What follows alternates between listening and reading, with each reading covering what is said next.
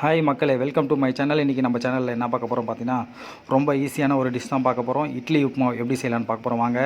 இட்லியை உதுத்து ரெடி பண்ணி வச்சுருக்கோம். சின்ன வெங்காயம் கட் பண்ணி வச்சுருக்கோம். அதுக்கு பார்த்திங்கன்னா தாளிக்கிறதுக்கு பச்சை மிளகா, கருவேப்பிலை, கடலப்பருப்பு எடுத்துருக்கோம். இப்போது கடாயை காஞ்சிச்சு, அதில் கடலப்பருப்பு போட்டாச்சு. நெக்ஸ்ட்டு வந்து பார்த்திங்கன்னா கடலப்பருப்பு நல்லா பொரிஞ்ச பிறகு பார்த்திங்கன்னா அதில் வந்து நம்ம கட் பண்ணி வச்சுருக்க சின்ன வெங்காயம், பச்சை மிளகா ரெண்டுத்தையும் ஆட் பண்ணுறோம்.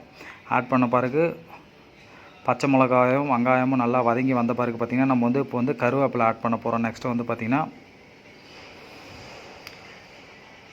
கருவேப்பிலை ஆட் பண்ணி ஒரு 1 மினிட் நல்லா ஃப்ரை ஆன பிறகு பார்த்திங்கன்னா நம்ம வந்து இதில் மஞ்சள் பொடி ஆட் பண்ண போகிறோம்.